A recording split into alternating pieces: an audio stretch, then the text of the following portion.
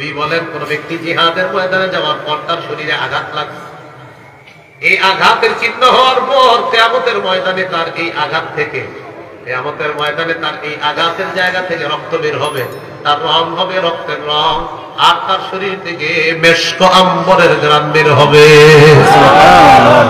মুজাহিদ আল্লাহর রাস্তায় যাওয়ার পর ফিরে আসার আগ পর্যন্ত ক্ষণে ক্ষণে আল্লাহ তাকে এই সওয়াব দান করতে থাকেন। সুবহানাল্লাহ।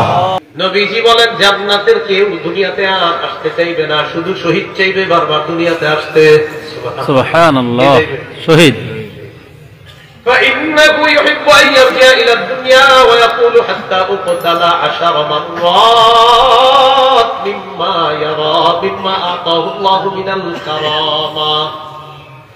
শহীদ জান্নাতের মধ্যে যেই আল্লাহ নিয়ামত পাবে, আল্লাহ দেওয়া পুরস্কার, এই পুরস্কারের আশায় শহীদ বলবে আমি বারবার দুনিয়াতে যাব, আমি আবার শহীদ হব, আবার দুনিয়াতে যাব, আবার শহীদ হব।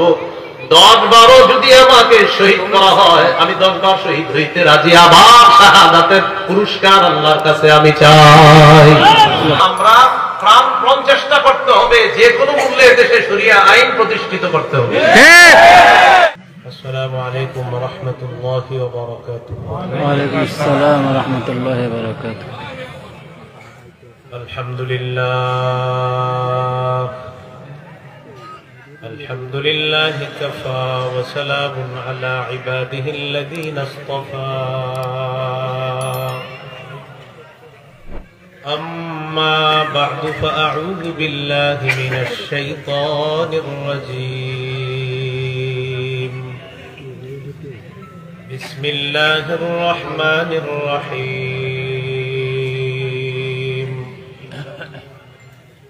إن الله اشترى من المؤمنين أنفسهم وأموالهم بأن لهم الجنة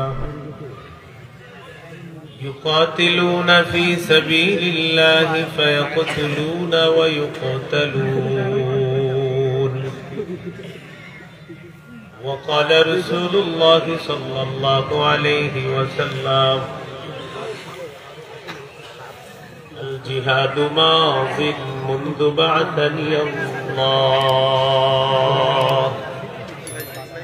إلى أن يقاتل آخر أمتي الدجال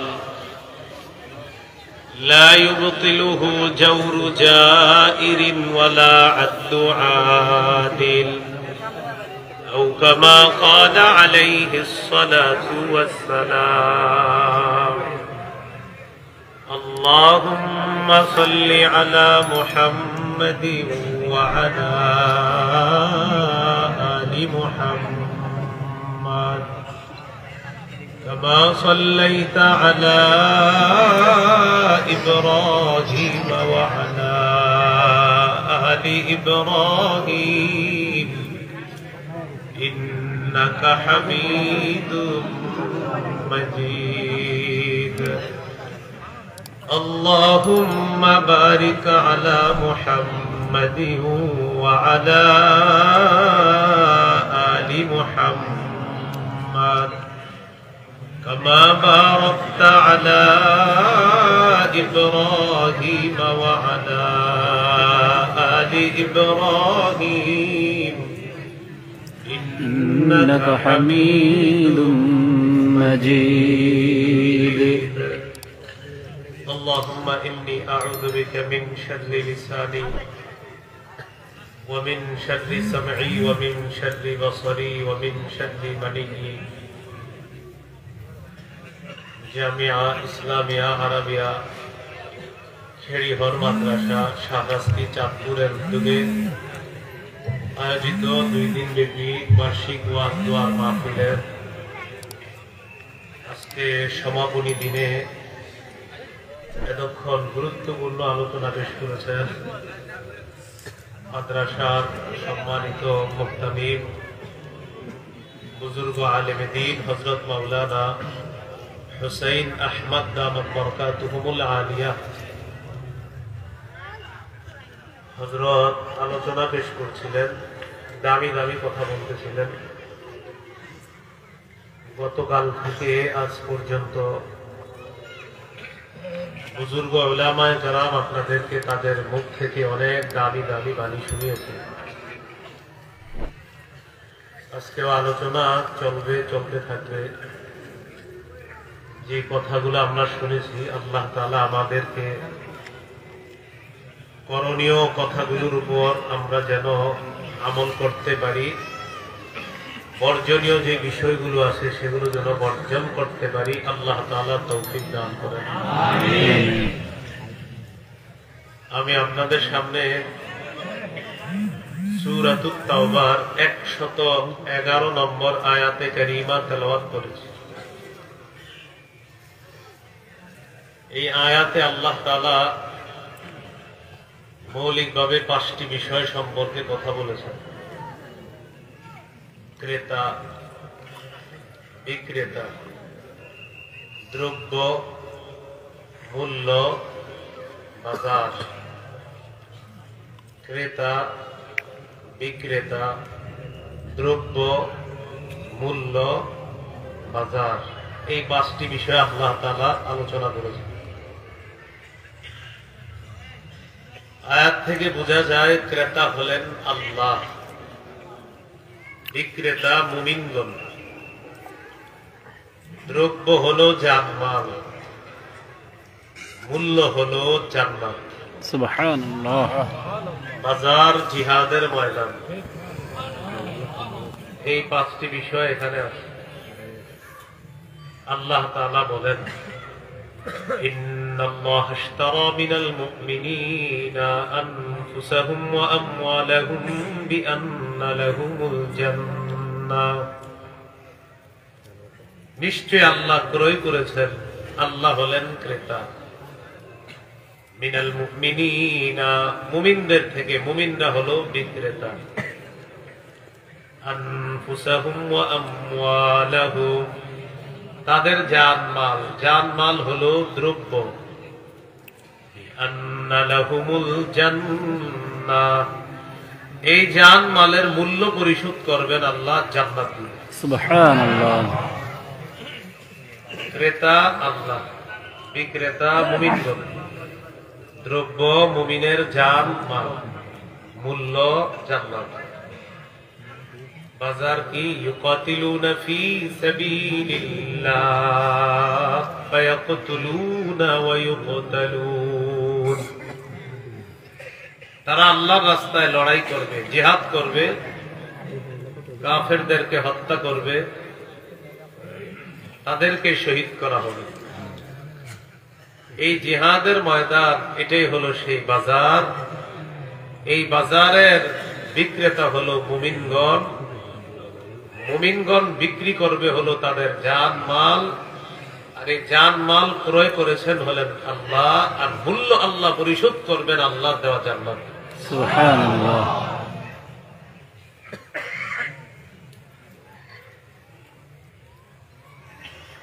এটা এমন একটা ব্যবসা, যে ব্যবসা যন্ত্রণাদায়ক আযাব থেকে আমাকে আপনাকে রক্ষা করবে। 28 পারা 11 নম্বর পৃষ্ঠা, সূরাতুস সফফি 10 থেকে 13 নম্বর আয়াতে আল্লাহ বলেন, ইয়া আইয়ুহাল্লাযীনা আমানু হাল আদুল্লুকুম আলা তিজারাতিন তুনজিকুম মিন আযাবিন আলীম। আল্লাহ তাআলা বলেন, হে ঈমানদারগণ, আমি কি তোমাদেরকে এমন একটা ব্যবসার কথা বলবো, যে ব্যবসা তোমাদেরকে যন্ত্রণাদায়ক আযাব থেকে রক্ষা করবে? সেই ব্যবসাটা কি? আল্লাহ বলেন, তুমিনুনা বিল্লাহি ওয়া রাসূলিহি ওয়া তুজাহিদুনা ফি সাবিলিল্লাহি বিআমওয়ালিকুম ওয়া আনফুসিকুম। আল্লাহকে বিশ্বাস করবা, রাসূলকে বিশ্বাস করবা, জানমাল নিয়ে আল্লাহর রাস্তায় লড়াই করবা। এটা এমন ব্যবসা, যে ব্যবসা তোমাদেরকে যন্ত্রণাদায়ক আযাব থেকে রক্ষা করবে। যালিকুম খায়রুল লাকুম ইন কুনতুম তা'লামুন। আল্লাহ বলেন, এটাই তোমাদের জন্য কল্যাণ, যদি তোমরা জানতে। এরপর আল্লাহ বলেন আর কি লাভ, ইয়াগফির লাকুম যুনুবাকুম, তোমাদের আগে যত গুনাহ আছে আল্লাহ সব মাফ করে দিবেন। ওয়ায়ুদখিলকুম জান্নাতিন তাজরি মিন তাহতিহাল আনহার, তিনি তোমাদেরকে এমন বাগানে প্রবেশ করাবেন যে বাগান সমূহ, যে উদ্যান সমূহের নিচে দিয়ে নহর প্রবাহিত হবে।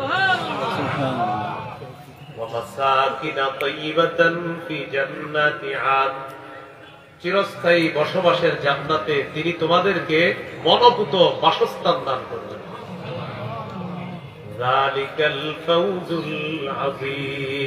আল্লাহ বলেন এটাই মহান সফলতা।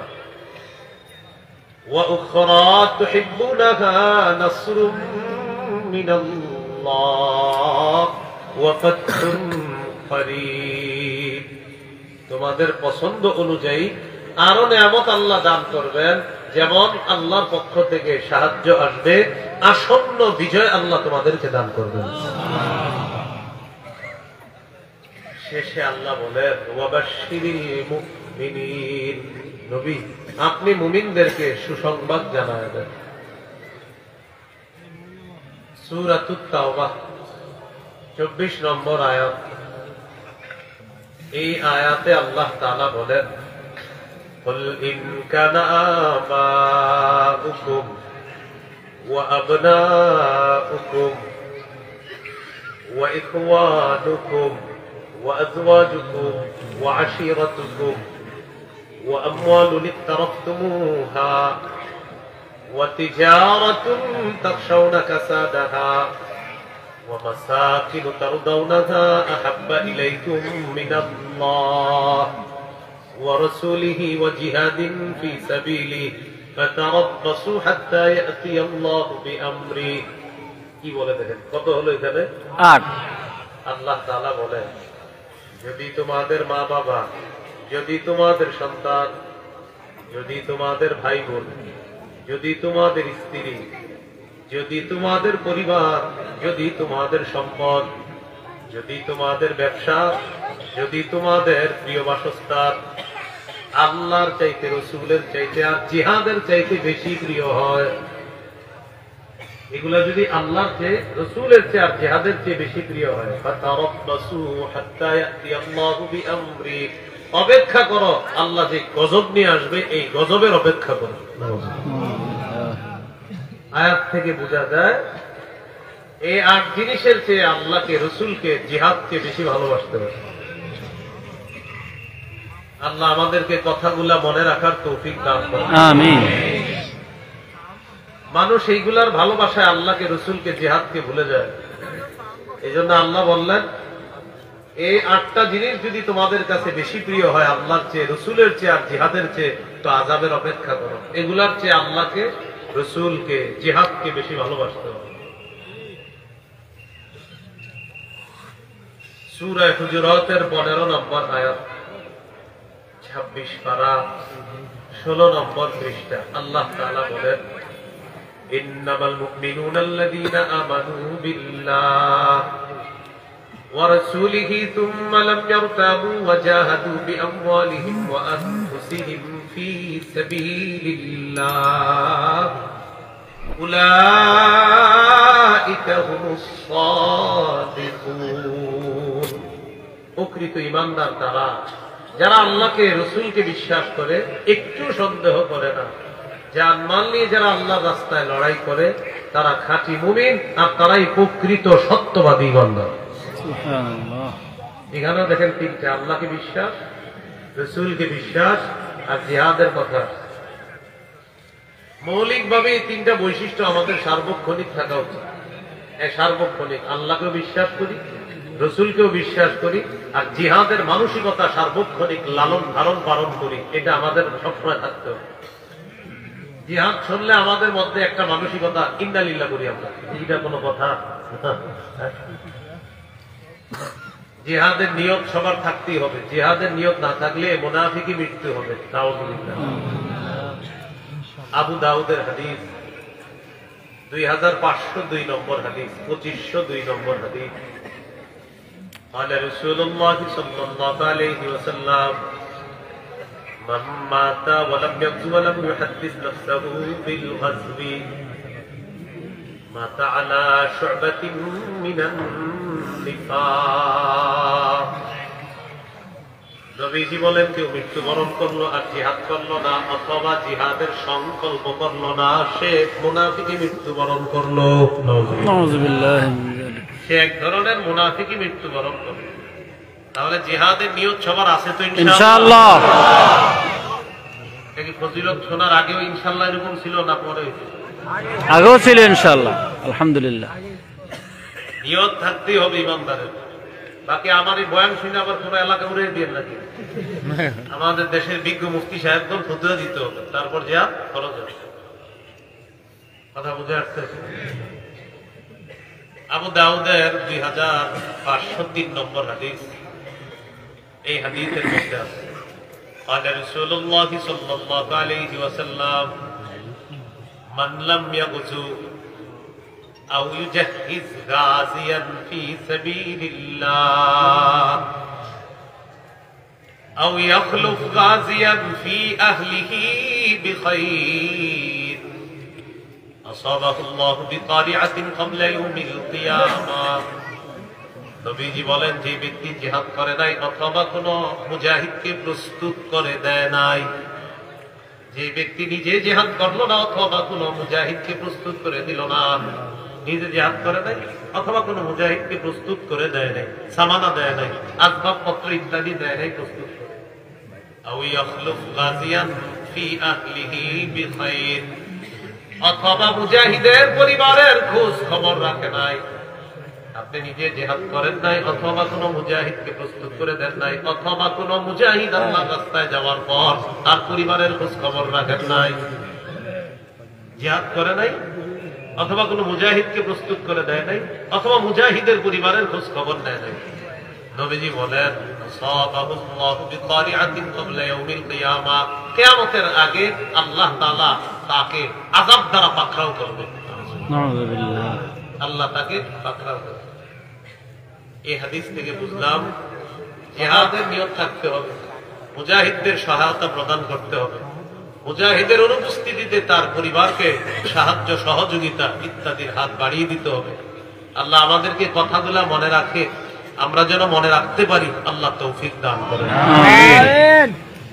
তাহলে কি শিখলাম? বাজার হলো জিহাদের ময়দান, এরপরে শিখলাম জিহাদ করতে হবে।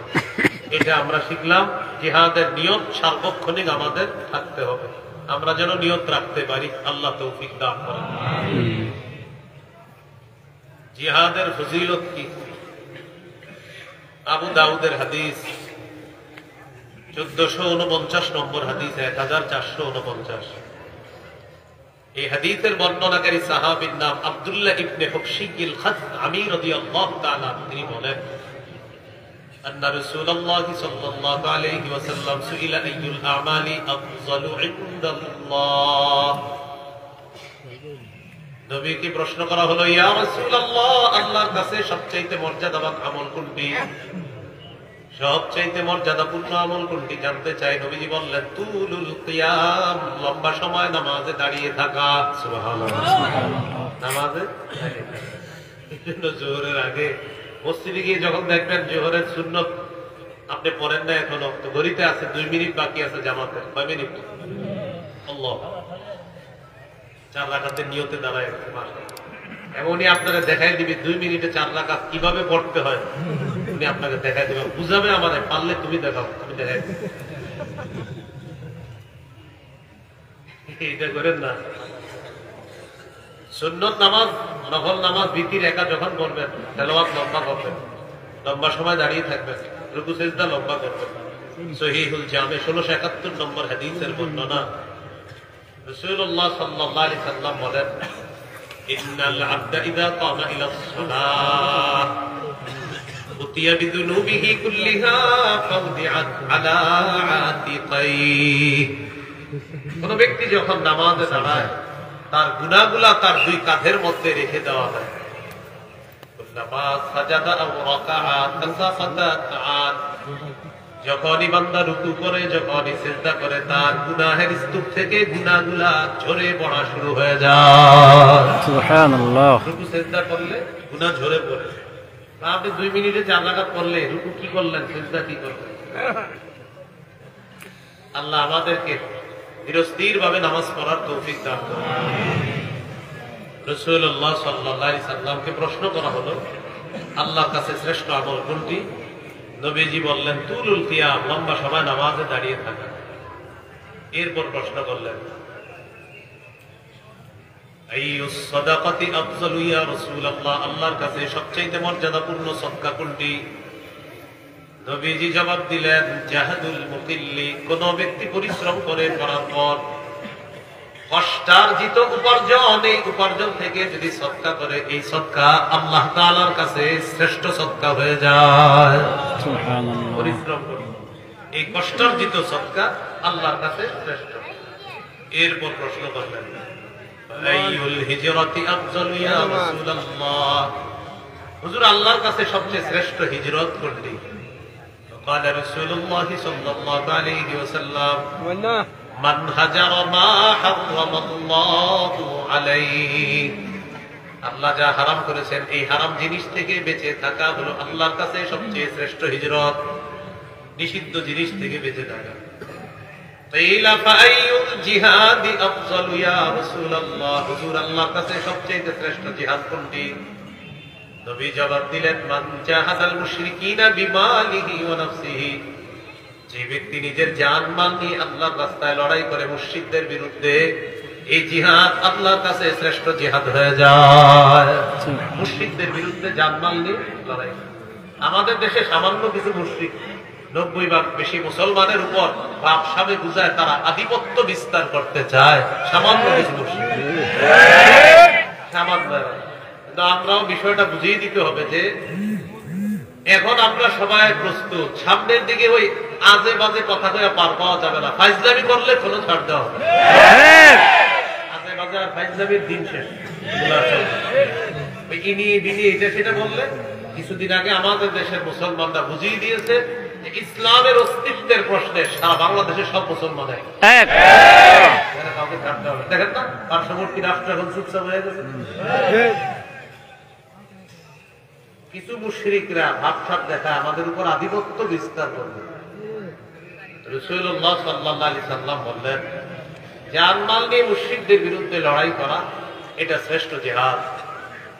এই জন্য হাদিসে আছে, আবু দাউদের 2504 নম্বর হাদিস, 2504, قال رسول الله صلى الله عليه وسلم جاهدوا المشركين بأموالكم وأنفسكم وألسنتكم, তোমরা মুশরিকদের বিরুদ্ধে লড়াই করো তোমাদের সম্পদ দিয়ে, তোমাদের জান দিয়ে এবং তোমাদের জবান দিয়ে তোমরা লড়াই করো। সূরা তাওবার 36 নম্বর আয়াত আছে, ওয়াকাতিলুল মুশরিকিনা কাফাতান কামা ইউকাতিলুনাকুম কাফা, সব মুশরিকদের বিরুদ্ধে তোমরা লড়াই করবা যেমনি ভাবে তারা তোমাদের বিরুদ্ধে লড়াই করে, তোমরাও তাদের বিরুদ্ধে লড়াই করবা। তো যাই হোক, নবীজি বললেন শ্রেষ্ঠ জিহাদ জানমাল দিয়ে মুশরিকদের বিরুদ্ধে লড়াই করা। হাদিসের সর্বশেষ প্রশ্ন ছিল, ফাআইয়ুল কতলি আশরাফু ইয়া রাসূলুল্লাহ, ইয়া রাসূলুল্লাহ, আল্লাহর কাছে সবচেয়ে মহা মর্যাদাপূর্ণ শাহাদাত কোনটি আপনার কাছে জানতে চাই।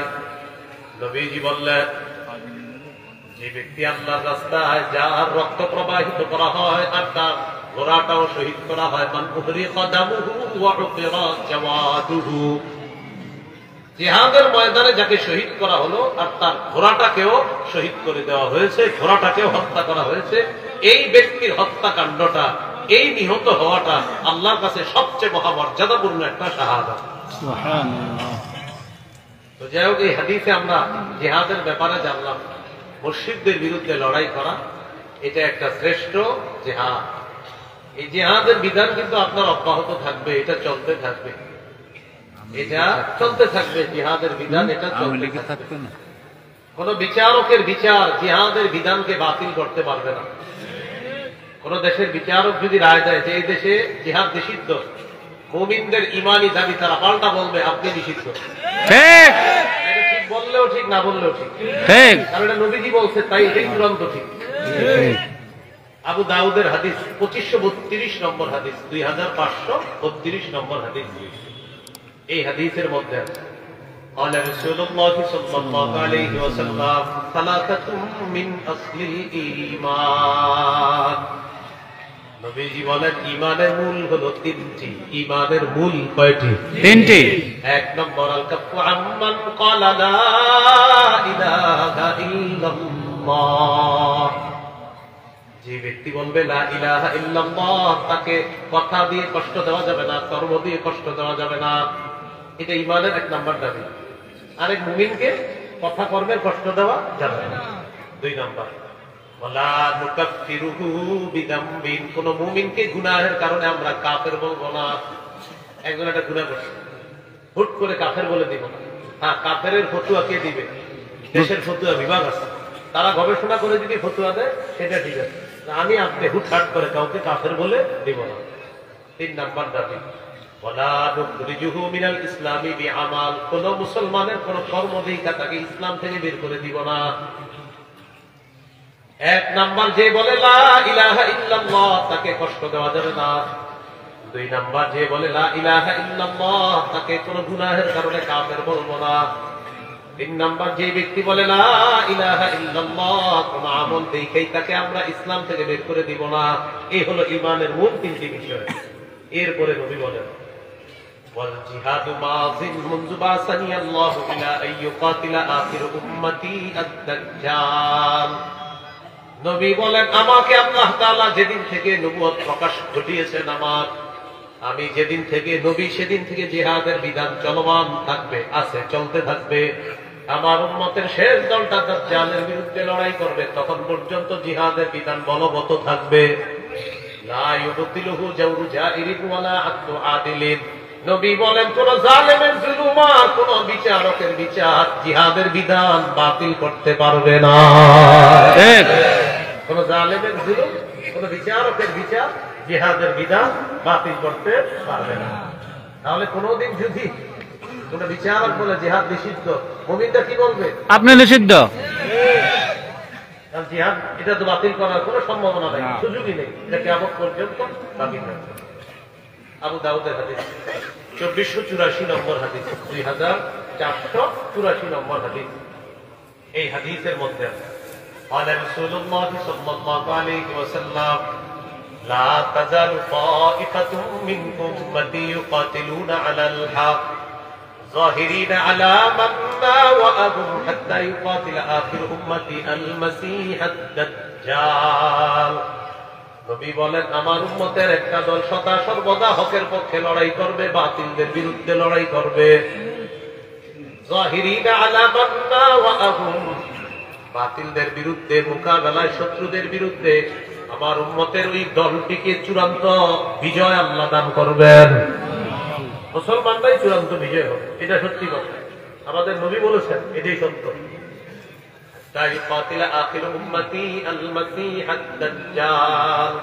আমার উম্মতের সর্বশেষ দলটা দাজ্জালের বিরুদ্ধে লড়াই করা পর্যন্ত এটা চলতে থাকবে।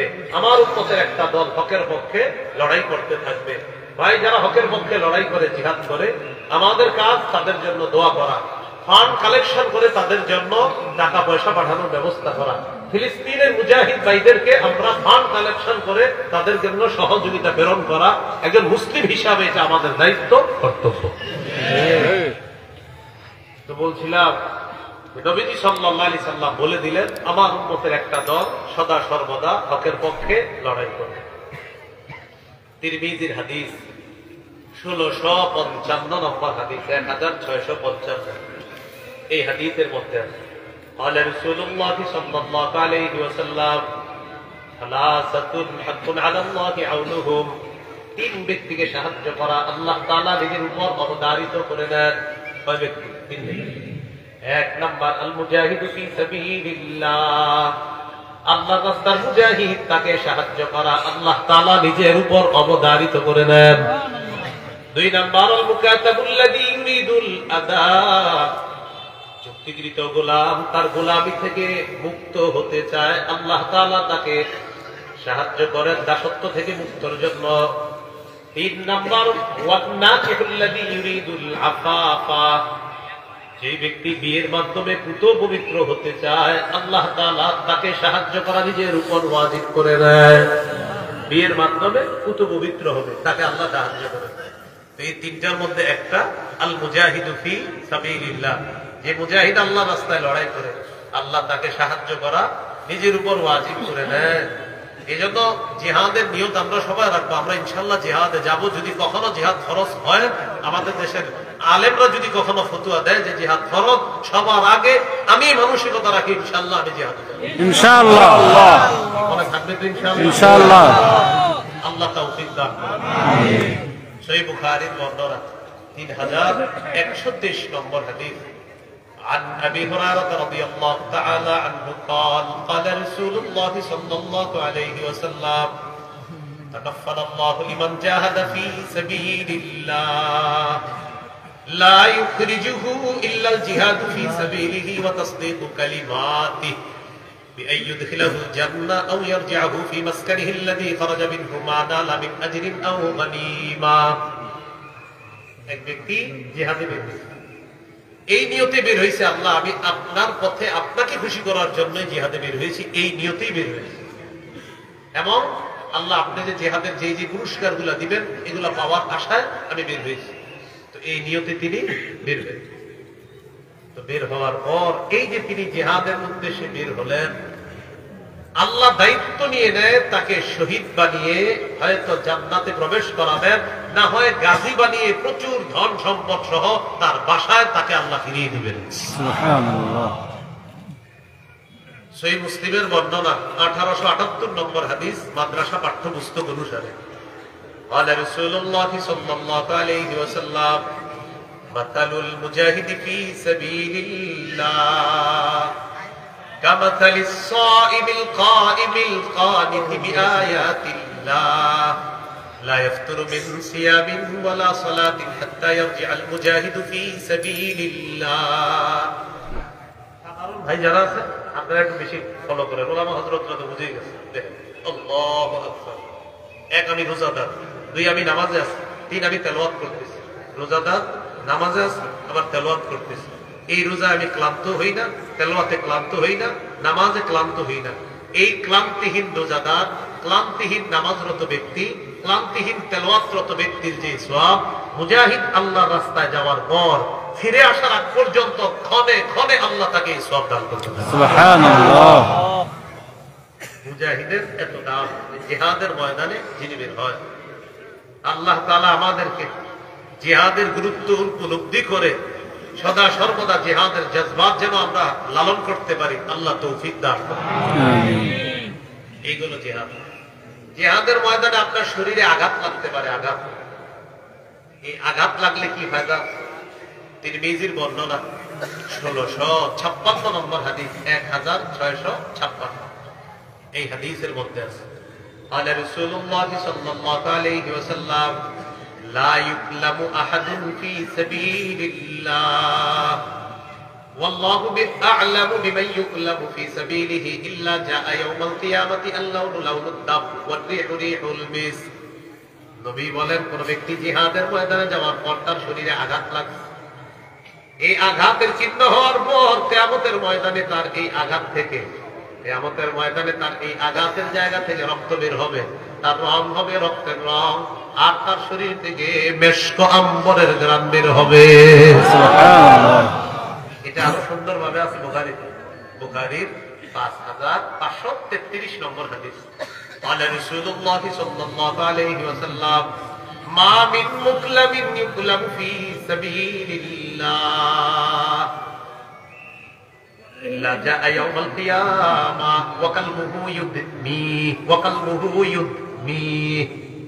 নবীজি বলেন কোন ব্যক্তি জিহাদের ময়দানে আঘাত পাওয়ার পর কিয়ামতের ময়দানে সে এমন অবস্থায় উঠবে তার আঘাতের জায়গা থেকে রক্ত বের হবে, কালবুহু তার আঘাতের জায়গাটা ইউদমি রক্ত বের করবে, রক্ত। নবী বলেন এই রক্ত থেকে মেশক আম্বরের ঘ্রাণ বের হবে। সুবহানাল্লাহ। কস্তুরীর ঘ্রাণ, মেশক আম্বরের ঘ্রাণ বের হবে। এ হলো জিহাদের ময়দানে আঘাতপ্রাপ্ত হওয়া উপকারিতা। আল্লাহ যদি চায় জিহাদের ময়দানে যদি শহীদ হয়ে যান, সুবহানাল্লাহ, কি হয়ে যান? শহীদ হয়ে যান, তাহলে তো হলেই। শহীদ যদি হয়ে যেতে পারেন, ব্যাস হয়ে গেল। আল্লাহ তৌফিক দান করেন, আমিন। শহীদ যদি হয়ে যান তাহলে তো আলহামদুলিল্লাহ। আমার বয়স একজন হইলে ভালো না। এখন না খালি না, এখন একটা চিমটি দিই, হ্যাঁ কিন্তু জীবন আছে। একটা চিমটি দিলে যতটুকু আঘাত পাবে, রাসূলুল্লাহ সাল্লাল্লাহু আলাইহি সাল্লাম বলেন, শহীদ যখন শহীদ হয়, শহীদের আঘাতের ব্যথাটা শুধু এতটুকু, চিমটি দিলে যতটুকু ব্যথা, এতটুকুই ব্যথা উপলব্ধি করবে, শহীদ হয়ে যাবে। আল্লাহু আকবার, আল্লাহু আকবার।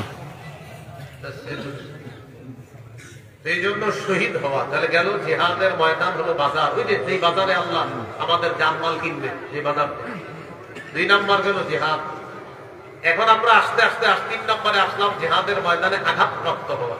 4 নাম্বার জিহাদের ময়দানে শহীদ হওয়া। আর শহীদ হওয়াটা কি? এতটুকু চিমটি মারলে যতটুকু আঘাত, বাস এতটুকু আঘাত, এতটুকু আঘাত পাবে।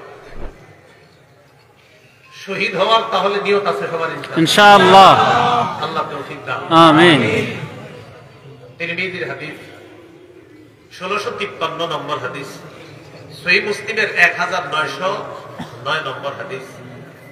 এই হাদিসের মধ্যে আছে, قال رسول الله صلى الله عليه وسلم من سأل الله الشهادة بصدق بلغه الله منازل الشهداء وإن مات على فراشه। শাহরাস্তি চাঁদপুর থেকে একজন নিয়োগ করছেন, আল্লাহ শহীদ হওয়ার যদি কখনো সুযোগ হয়, আল্লাহ সত্যি আমি শহীদ হব, বাস্তবেই নিয়োগ করছেন আপনি। নবীজি বলেন, এই ব্যক্তি যদি শাহরাস্তি, তার যে ঘর আছে, ঘরের বিছানায় যদি মারা যায়, আল্লাহ তাআলা তাকে শহীদদের মর্যাদায় পৌঁছায়া দিবেন। সুবহানাল্লাহ। বাল্লাগাহুল্লাহু মানাজিলাশ শুহাদা ওয়া ইন মাতা আলা ফিরাশিহি। আল্লাহ তাআলা তৌফিক দান করেন।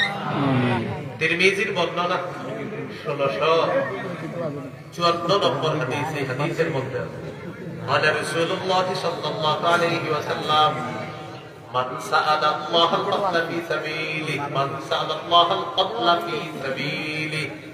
কোন ব্যক্তি যদি আল্লাহর কাছে কামনা করে, আল্লাহ আমি জিহাদের ময়দানে শহীদ হব, এই নিয়ত করছে, আল্লাহর কাছে কামনা করছে, নবীজি বলেন সাদিকাম মিন কলবিহি, অন্তর থেকে যদি নিয়ত করে, আতাল্লাহু আজরাশ শাহীদ, আল্লাহ তাআলা তাকে শহীদের সওয়াব দান করবেন। সুবহানাল্লাহ। একটা হলো শহীদদের মাকামে পৌঁছাবেন, আর একটা হলো শহীদের সওয়াব তরবারির ছায়াতলে। সুবহানাল্লাহ। জান্নাতের দরজা সমূহ তরবারির ছায়াতলে। একজন উস্কো ফুস্কো ব্যক্তি দাঁড়াইছে, দাঁড়ায় বললেন, আন্তা সামি'তাহু মিন রাসূলিল্লাহি সাল্লাল্লাহু আলাইহি ওয়াসাল্লাম ইয়াদকুরু।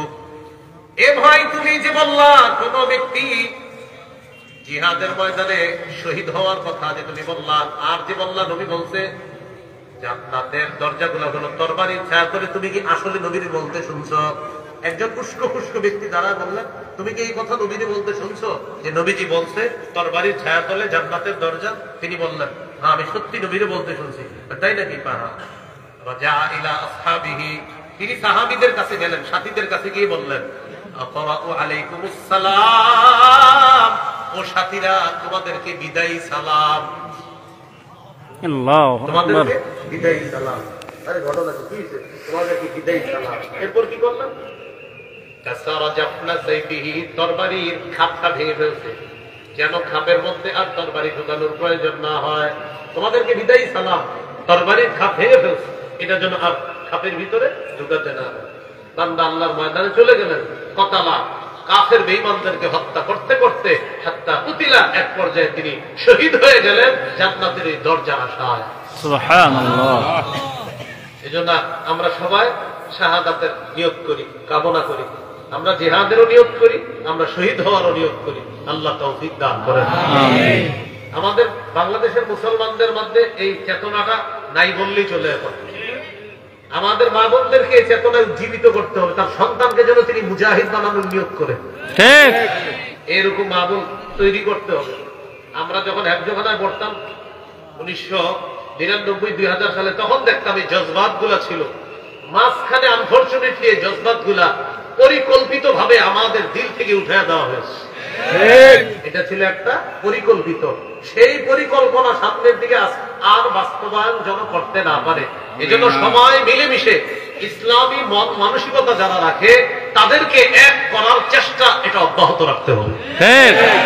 ইসলামী মন মানসিকতা যারা রাখে, বিশেষ করে সিয়াসি পর্যায়ে যারা রাজনৈতিক ব্যক্তিত্ব যারা আছে আমাদের দেশে ইসলামের জন্য কাজ করে, আমরা বেশি থেকে বেশি দোয়া করতে হবে, আল্লাহ আমাদের দেশে ইসলামী মাইন্ডের মানুষগুলাকে আপনি এক করে দেন। এই দোয়া আমিন করতে হবে। মুসলমানরা এক হয়ে যদি ইসলামকে জিতিয়ে দিতে পারে, ইসলাম জিতে গেলে সবার শান্তি নিরাপত্তা নিশ্চিত হবে। ইসলাম জিতে যাওয়া কাফের বেঈমানদের জন্য হবে শান্তি, হিন্দুদের জন্য শান্তি হবে, ইহুদি খ্রিস্টানদের জন্য শান্তি হবে। ইসলাম যদি রাষ্ট্রীয় ধর্ম পাকাপোক্তভাবে হয়, মুসলমানরাও শান্তিতে থাকবে, বেঈমানরাও শান্তিতে থাকবে। এই কথা বেঈমানদেরকে বুঝাতে হবে।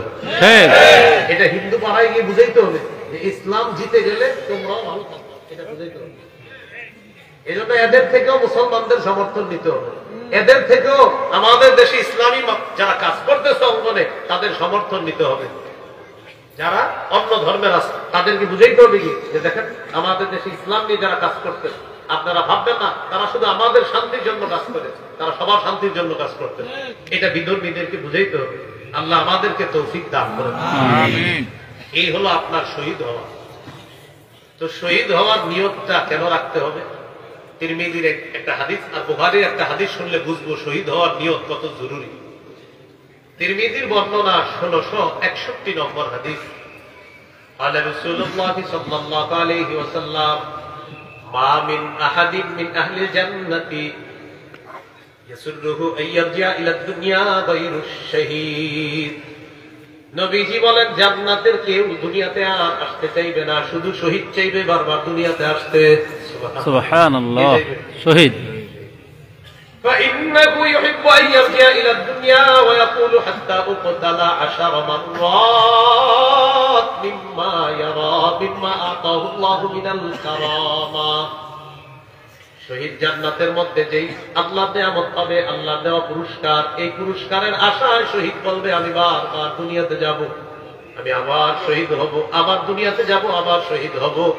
10-12 যদি আমাকে শহীদ করা হয় আমি 10 বার শহীদ হইতে রাজি, আবার শাহাদাতের পুরস্কার আল্লাহর কাছে আমি চাই, আমি বারবার পুরস্কার চাই আল্লাহর কাছে, আমি 10 বার শহীদ হতে চাই। সহিহ বুখারীর বর্ণনা 2797 নম্বর হাদিস। قال رسول الله صلى الله عليه وسلم নবীজি বলেন والذي نفسي بيده لوددت أني أقتل في سبيل الله ثم أحيا ثم أقتل ثم أحيا ثم أقتل ثم أحيا ثم أقتل ثم أحيا ثم أقتل। নবীজি বলেন আল্লাহর কসম আমার মন চায় আমি আল্লাহর রাস্তায় শহীদ হব, আবার আমাকে জিন্দা করা হবে, আবার আমাকে শহীদ করা হবে, আবার জিন্দা করা হবে, আবার শহীদ করা হবে। বর্ণনা দ্বারা বোঝা যায় আমাকে যতবার শহীদ করা হবে আমি নবী চাই ততবার আবার জিন্দা করা হোক, আবার শহীদ করা হোক। সুবহানাল্লাহ। এখন ঘটনা হইল নবীজিও শাহাদাতের তামান্না এইভাবে কেন করতেছেন? একটা হাদিস থেকে মোটামুটি ধারণা হবে আমাদের। তিরমিজি 1663 নম্বর হাদিস। এই হাদিসের মধ্যে قال رسول الله صلى الله عليه وسلم للشهيد عند الله 6 خصال। শহীদদের আল্লাহর কাছে স্পেশাল 6টা পুরস্কার আছে। কয়টা পুরস্কার? 1 নাম্বার দেখেন ইউগফারু লাহু ফি আউয়ালি দাফাতিন ওয়া ইউরা মাকআদুহু মিনাল জান্নাহ। শহীদের শরীরের রক্তের প্রথম ফোঁটাটা পরে একদিক দিয়ে তার আগের সব গুনাহ মাফ, অন্যদিকে জান্নাতের আসনটা তাকে দেখানো হয়। সুবহানাল্লাহ। রক্তের প্রথম ফোঁটাটা পরে একদিকে তার গুনাহ মাফ, অন্যদিকে জান্নাতের আসনটা দেখানো হয়। হ্যাঁ এই যে তুমি শহীদ হওয়ার পর এখানেই থাকবা। আল্লাহু আকবার। এইটা 1 নাম্বার। 2 নাম্বার ওয়া ইউজারু মিন আযাবিল কবরি। কবরের আযাব থেকে শহীদকে নিরাপত্তা দেওয়া হবে, এটা নিয়ে টেনশন নাই শহীদের। 3 নাম্বার ওয়ায়ামানু মিনাল ফাজাইল আকবার। কিয়ামতের ময়দানের বিভীষিকাময় মুহূর্ত, জাহান্নামের আযাব গজব থেকে শহীদ নিরাপত্তা লাভ করবে। 4 নাম্বার ويوضع على رأسه تاج الوقار الياقوتة منها خير من الدنيا وما فيها জান্নাতের মরমর পাথর খচিত মুকুট শহীদের মাথায় পরিয়ে দেওয়া হবে, যেই পাথরের দাম দুনিয়ার মাঝে যা কিছু আছে এর চেয়ে আরো বেশি। সুবহানাল্লাহ।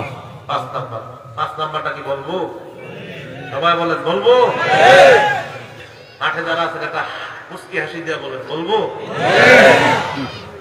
ويزوج 72 زوجة من الحور العين 72 জন হুরকে শহীদের সাথে বিয়ে দেওয়া হবে। সুবহানাল্লাহ। কয়জন হুর? 6 নাম্বার يشفع في 70 من أقاربه শহীদের নিকট আত্মীয়র মধ্যে কমপক্ষে 70 জনের ব্যাপারে তার সুপারিশ কবুল করা হবে। সুবহানাল্লাহ।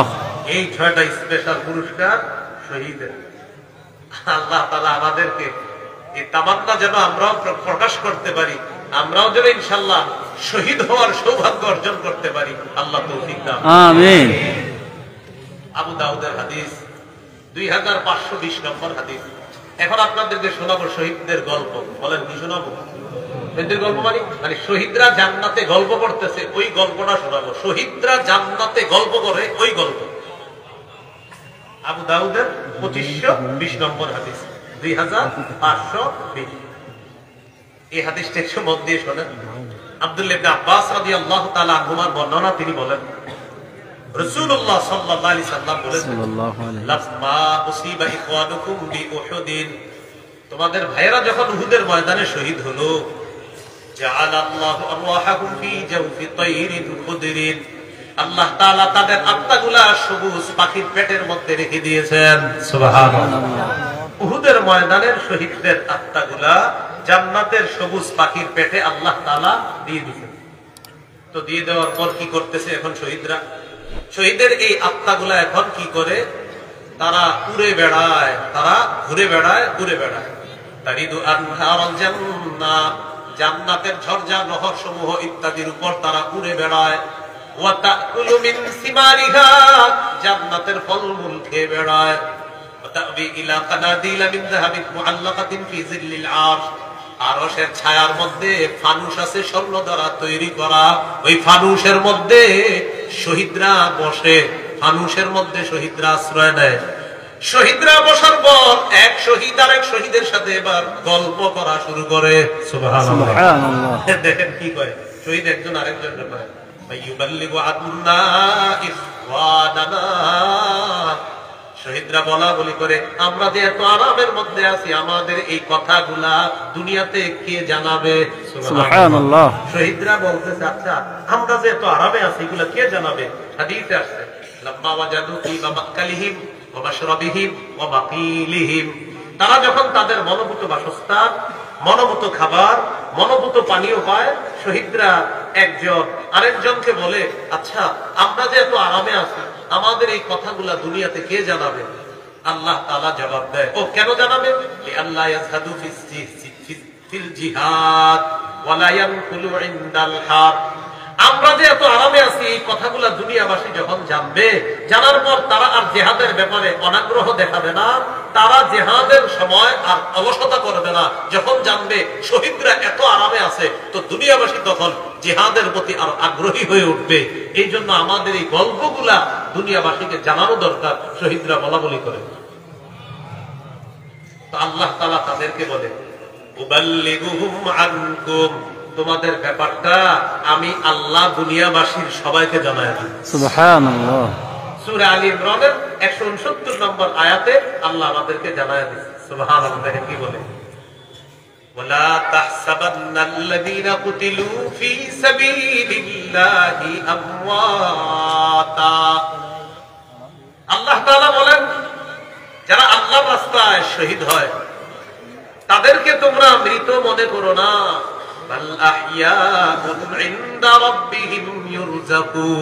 তারা জীবিত, তাদেরকে আল্লাহর কাছে রিজিকের ব্যবস্থা করা হয়, তাদেরকে রিজিক দেওয়া হয়। এই আয়াতটা কেন নাজিল হয়েছে? এই জন্য নাজিল হয়েছে, কোন কোন মুফাসসিরের অভিমত হলো বদরের যুদ্ধের শহীদদের ব্যাপারে এই আয়াত, আর আবু দাউদের হাদিস দ্বারা বোঝা যায় উহুদের যুদ্ধের শহীদদের ব্যাপারে এই আয়াত। বাকি হাদিস গবেষণা করলে এতটুকু বোঝা যায় এটা সমস্ত শহীদদের ব্যাপারে এই আয়াত। যারা আল্লাহর রাস্তায় শহীদ হবে তাদেরকে তোমরা মৃত মনে করো না, তারা জীবিত।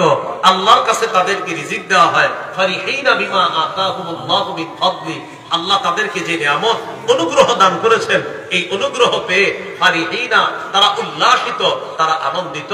এটা সমস্ত শহীদ যারা আল্লাহর রাস্তায় শহীদ হবে তারা এই নিয়ামতের মধ্যে থাকবে। সুবহানাল্লাহ। তাহলে এই হাদিস থেকে জানলাম শহীদদের গল্প, শহীদরা কত আরামে নাজ নিয়ামতের মধ্যে জান্নাতে থাকবে। তারা জীবিত, তাদের রিজিকের ব্যবস্থা আল্লাহর কাছে করা হয়। আল্লাহ আমাদেরকে শাহাদাতের তামান্না এটা আল্লাহ দান করেন, আমরা যেন সত্যিকার অর্থে নিয়ত করতে পারি। শাহাদাতের সুযোগ যদি কখনো এসে যায় তাহলে আমরা শহীদ হব ইনশাআল্লাহ। এইগুলো আপনার জিহাদের ময়দান, এরপরে গেল জিহাদ, এরপরে গেল জিহাদে আঘাতপ্রাপ্ত হওয়া, এরপর গেল জিহাদের ময়দানে শহীদ হওয়া। এখন আমরা জানবো জিহাদের ময়দানে জিহাদ করার জন্য একজন আমির দরকার। কি দরকার? বলেন কি দরকার? আমির, লিডার দরকার। বলেন আমার সাথে, আল্লাহ। আল্লাহ আমাদের দেশে এমন একজন শাসক দেন, এমন একজন শাসক দেন, যেই শাসক দেশ চালাবে, জিহাদেও নেতৃত্ব দিবে। এরকম কপালে আছে কিনা আল্লাহ? সূরা হজের 41 নম্বর আয়াতে আল্লাহ বলেন, আল্লাযীনা ইন মাক্কানাহুম ফিল আরদি আকামুস সালাহ ওয়া আতাউয যাকাতা ওয়া আমারু বিল মারুফি ওয়া নাহাউ আনিল মুনকার। আল্লাহ তাআলা বলেন, যাদেরকে আমি দুনিয়ার শাসন ক্ষমতায় বসাই তাদের 1 নাম্বার কাজ হবে রাষ্ট্রীয়ভাবে নামাজ কায়েম করা, 2 নাম্বার যাকাতের বিধান চালু করা, 3 নাম্বার সৎ কাজের আদেশ করা, 4 নাম্বার অসৎ কাজ থেকে নিষেধ করা। এই 4 গুণ সম্পন্ন একজন শাসক যেন আল্লাহ আমাদেরকে দান করেন, আমিন। এবার আরেকটা দোয়া বলেন, আল্লাহ। আল্লাহ কিয়ামতের আগে আমাদের দেশে আর যেন কোন নারী শাসক না হয়, আমিন।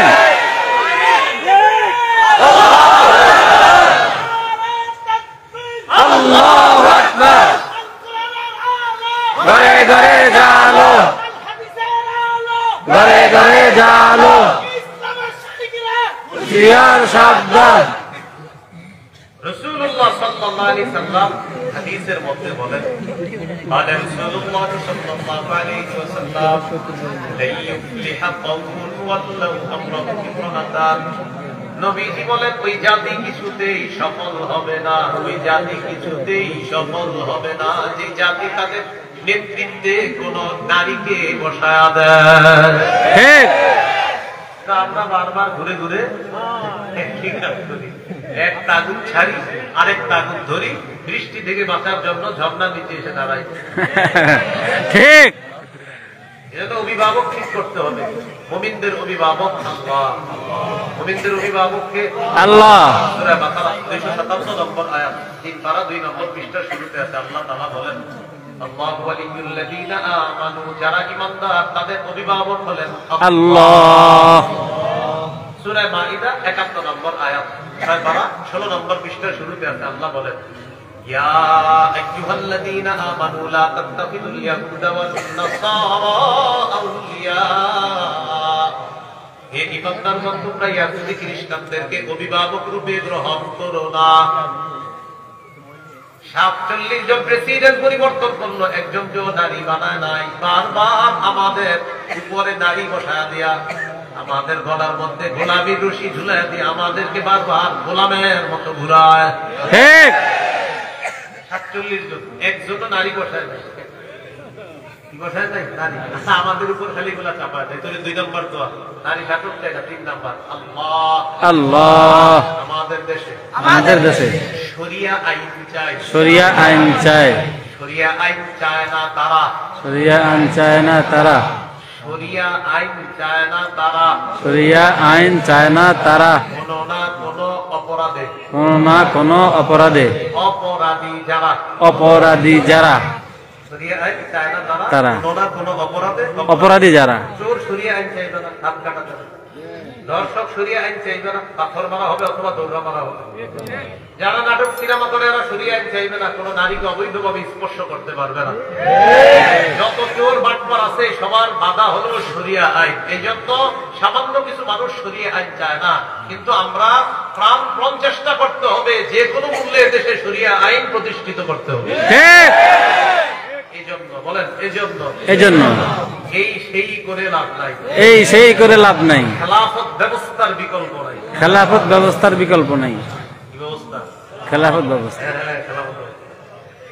খেলাফত ব্যবস্থা ছাড়া মুসলমানদের ভাগ্য চূড়ান্ত পরিবর্তন হবে না।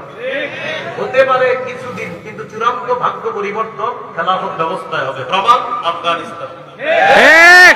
3 বছর আগে এদেরকে কেউ গণে নাই, এখন এরা কাউরে গণে না।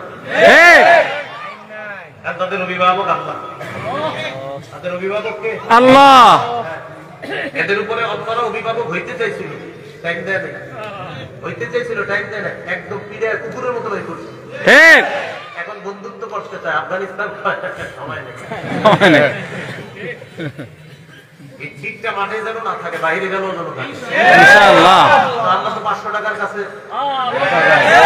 ঠিক ঠিক সবই তো ঠিক। যাই হোক ভাই, এই কথাগুলো বুঝাইতে হবে সবাই। তাহলে একজন পুরুষ শাসক চাই, 4 কাজ করবে: নামাজ কায়েম, যাকাতের বিধান চালু করবে, সৎ কাজের আদেশ, অসৎ কাজের নিষেধ। নারী শাসক চাই না, 3 নাম্বার শরিয়া আইন চাই। যাই হোক, আমাদের মূল আলোচনা চলে আসে। জিহাদের নেতৃত্ব দিলে একজন আমির দরকার হবে। এখন কথা হলো আমিরের আনুগত্য। এক আজীব কথা হিসেবে কার আনুগত্য? আমিরের আনুগত্য। বলেন, কার আনুগত্য? আমিরের আনুগত্য। এটা একটা স্পেশাল বিষয়। হ্যাঁ, কার আনুগত্য? আমির। সবাই বলেন না। আমিরের ইতাআত বলেন। ইতাআত। ইতাআত। সূরা নিসার 60 নম্বর আয়াতে আল্লাহ বলেন, ইয়া আইয়ুহাল্লাযীনা আমানু আতিউল্লাহ ওয়া আতিউর রাসূল ওয়া উলিল আমরি মিনকুম। হে ঈমানদারগণ, তোমরা আল্লাহর আনুগত্য করো, রাসূলের আনুগত্য করো। তোমাদের মধ্যে যারা শাসক, যারা দায়িত্বশীল হবে, যারা আমির হবে, তাদের আনুগত্য করো। 3 আনুগত্য। আল্লাহর আনুগত্য নিঃশর্ত ভাবে করতে হবে। রাসূলের আনুগত্য আল্লাহর হুকুমে নিঃশর্ত ভাবে করতে হবে। রয়ে গেল শাসক আর আমিরের আনুগত্য। শাসক বা আমিরের আনুগত্য নিঃশর্ত ভাবে করা যাবে না।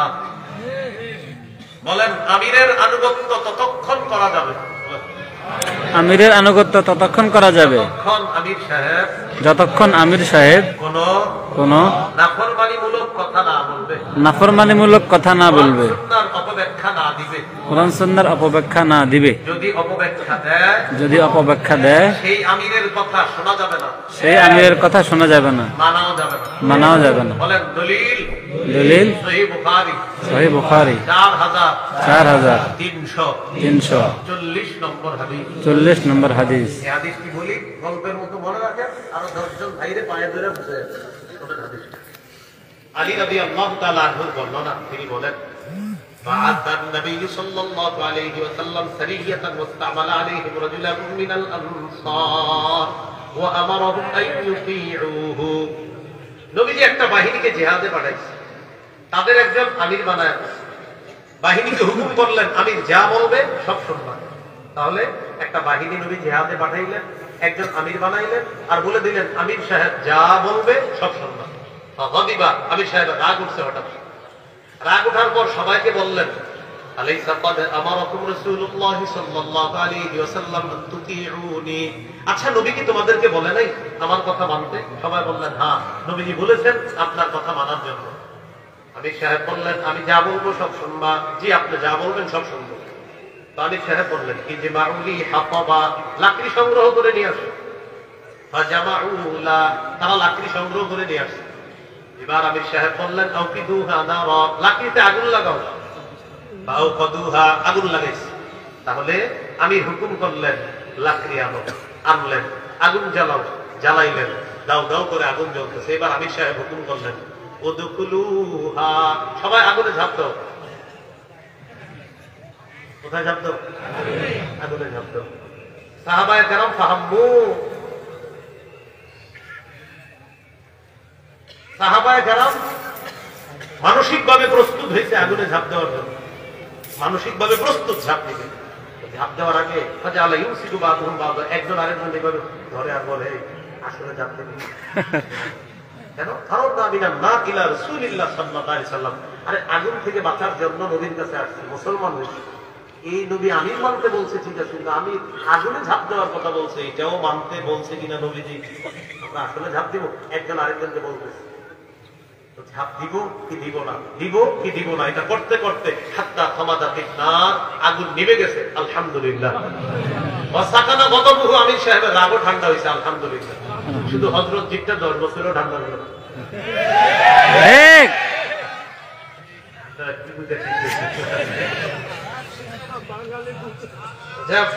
আমরা দোয়া করি আল্লাহ সারা পৃথিবী সমস্ত মুসলমানদের উলামায়ে কেরামের কথাগুলো মেনে এক নেক হওয়ার তৌফিক দান। আমিন। আমরা মুসলিম, আমরা কল্যাণ কামনা করি, আমরা সবার কল্যাণ কামনা করি। উলামায়ে কেরাম জাতির কল্যাণ কামনা করে।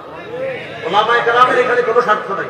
উলামায়ে কেরাম সাদাকে সাদা, কালোকে কালো বলা, এটা আলেমদের দায়িত্ব, ওয়ারিস হিসেবে। এখানে উলামায়ে কেরামের কোনো স্বার্থ নাই। উলামায়ে কেরামের বিশ্বাস করেন কোনো স্বার্থ নাই। এই জন্য আলেমদের কথা মেনে দেওয়া সৌভাগ্যের লক্ষণ। আমি আজকে ফিরিহল মাদ্রাসায় বয়ান করলাম।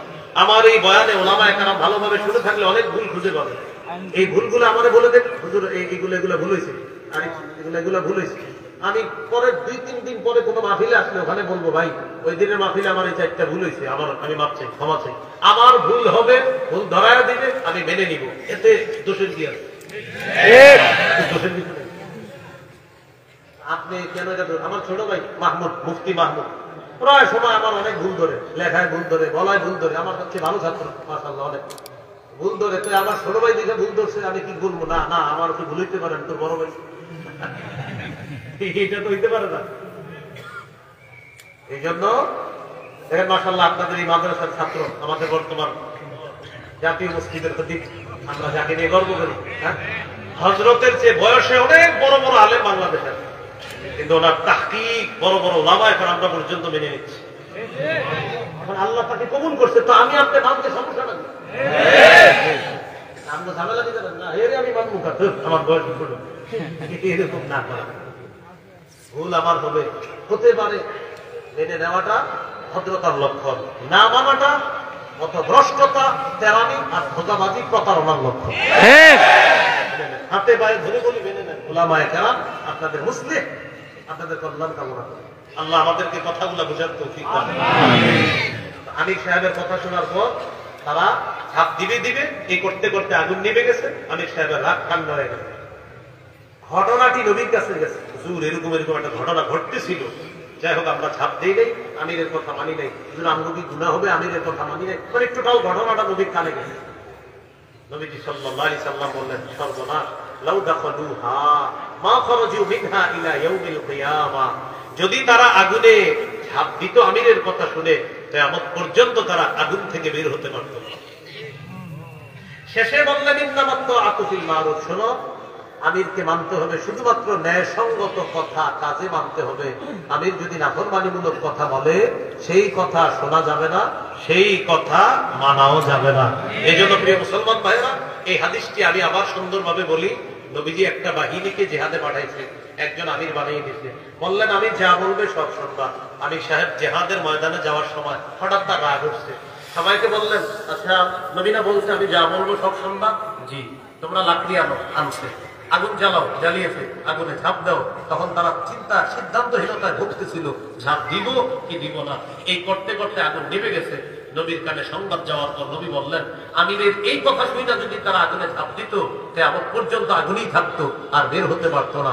শেষে বললেন, শোনো, ন্যায়সঙ্গত কথায় কাজে শুধু আমির মানা যাবে। এছাড়া আমির যদি খালি ভুল করতে থাকে, সে আমিরের কথা শোনা যাবে না, মানা যাবে না। উলামায়ে কেরাম বারবার ভুল ধরেই দিচ্ছেন, বুঝিয়ে দিচ্ছেন। ভাই আমি সত্যি বলছি, উলামাদের কথাটা মেনে নেওয়াটা আমার আপনার পরকালে মুক্তির এটা একটা উপায় হবে। মেনে না নেওয়াটা চূড়ান্ত পথভ্রষ্টতার কারণ হবে। এক দুইজন আলেম ভুল করতে পারে, লাখ লাখ আলেম ভুল করতে পারে না। এটা মাথায় রাখবেন, কথাটা মনে থাকবে ইনশাআল্লাহ। তাহলে এক আমির দিয়ে সব আমির বুঝে ফেললাম আমরা। আমাদের ভুল ছিল জিহাদের ময়দানের আমির, এটা দিয়ে আমরা বুঝে ফেললাম।